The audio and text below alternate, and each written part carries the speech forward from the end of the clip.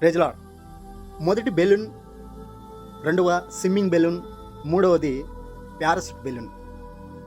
ఈ మొదటి బెలూన్ వచ్చేసి ఇది చిన్న చిన్న ఆనందాలని, చిన్న చిన్న సంతోషాలని మనం తృప్తిపరుస్తుంది. ఈ మొదటి బెలూన్ ఒక మ్యాజిక్గా, ఒక అందరినీ తృప్తిపరచరుగా, ఉదాహరణకు మ్యారేజ్ కావచ్చు, బర్త్డే కావచ్చు, ఏదైనా సెలబ్రేషన్ ఒక చిన్న సంబంధించినటువంటి ప్రతిదికి ఈ బెలూన్స్ మనకు ఉపయోగించుకుంటాం.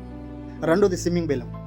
ఈ బెలూన్ ఎందుకు ఉపయోగించుకుంటామంటే ప్రాణ అపాయంలో ఉన్నప్పుడు వాటిని రక్షించుకునేందుకు, తను తాను స్వయం కృషిగా రక్షించుకునేందుకు ఈ బెలూను ఈత నేర్చుకోవడానికి మనం వినియోగించుకుంటాం. మూడవది వచ్చేసి బెలూను, ఇది ఎత్తైన స్థలంలో తీసుకెళ్ళి ఒక ఎత్తైన ఆనందాన్ని, ఎవరు అనుభవించలేనటువంటి మంచి ఆనందాన్ని ఇది మనకిస్తూ ఉంటుంది.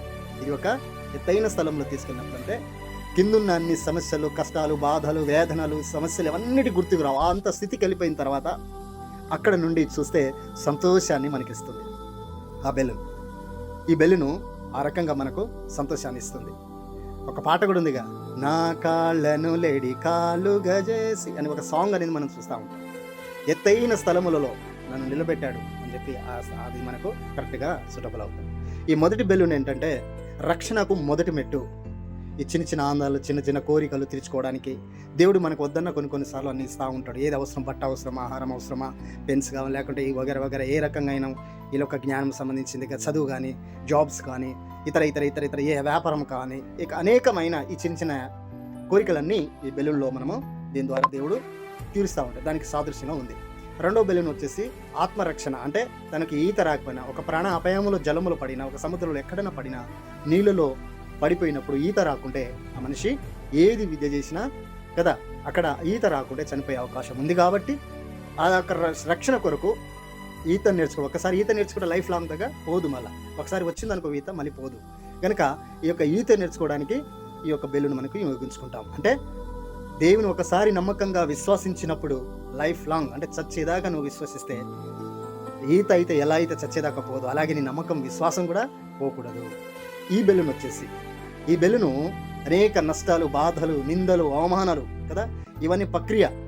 మొదటి బెలూను రక్షణకు మెట్టు అయితే రెండో బెలూను క్రియకు మెట్టు.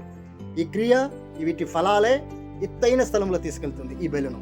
కనుక అన్నిటిని మర్చిపోయి ఒక ఉల్లాసమైన కదా, ఒక సంతోషాన్ని, ఆనందాన్ని ఆ ఎగురుకుంటా పైకి వెళ్ళినప్పుడు ఆ ఆనందమే అది వేరే లెవెల్లో ఉంటుంది. కనుక ఈ 3 బెలూన్స్లో కూడా గాలే, అందులో ఉండేటువంటి గాలి అంటే ఒక గాలే ఇవన్నిటికీ ఆధారమైనది. అలాగే ప్రతి మనిషికి దేవుడిచ్చిన ఆత్మ వారికి ఆధారము. దేవుడు ఆత్మను దయచేస్తాడు కనుక తిరిగి ఆత్మ దేవుని దగ్గర వెళ్తుంది. ప్రసంగి గ్రంథంలో మనం చూస్తాం 12వ అధ్యాయంలో. కనుక ఈ ఆత్మ ఎలా అయితే, గాలి అయితే ఎలా అయితే ఆ బెలూన్కి ఆధారమో, అలాగే మనకు మన ఆత్మ దేవుడిచ్చిన అలా ఆధారం. ఈ బెలూన్స్ రక్షణకు మెట్టు అయితే, రెండో బెలూను మనకు ఈత నేర్చుకోవడానికి మెట్టు అయితే, మూడో బెలూన్ ఎత్తైన స్థలంలో తీసుకోవడానికి మెట్టు. కనుక ఇది మొదటి మెట్టుగా, రెండో మెట్టుగా, మూడో మెట్టుగా చూస్తున్నాం. మూడో మెట్టు అంటే ఎత్తబడే సంఘంలో మనము ఉండడానికి అవకాశం ఉంటుంది. కనుక ఈ మొదటి మెట్టు ఏంటంటే చిన్న ఆనందాలు, ప్రార్థన పూర్వకంగా కోరికలు మన ప్రభు దగ్గర పెట్టి వాటిని పొందుకోవాలి. రెండోది నీ నమ్మకాన్ని, విశ్వాసం చచ్చేదాకా విడవకుండా ప్రభుతో గడపాలి. అలా ఉన్నవారు ఎలా అయితే ఆ బెలూన్ ఎత్తైన స్థలంలో తీసుకెళ్ళిందో దానికి సాదృశ్యంగా దేవుడు రాకడ సమయంలో ఆ సంఘాన్ని కావచ్చు, ఆ విశ్వాసి నమ్మకస్తుని కూడా దేవుడు అలా తీసుకుపోవడానికి అవకాశం ఉంది. ఈ ఎవరి చేతిలో వారికే ఇది ఉంటుంది. ఎవరో 10 మంది దగ్గర లేకుండా బుక్ చేసి పెట్టుకోవడాలు ఇలాంటివి ఏముండవు. నీ నమ్మకం, నీ విశ్వాసం అది నీ దగ్గర టన్నులు ఉంటే అది నువ్వే ఎత్తబడతావు. Praise the lord.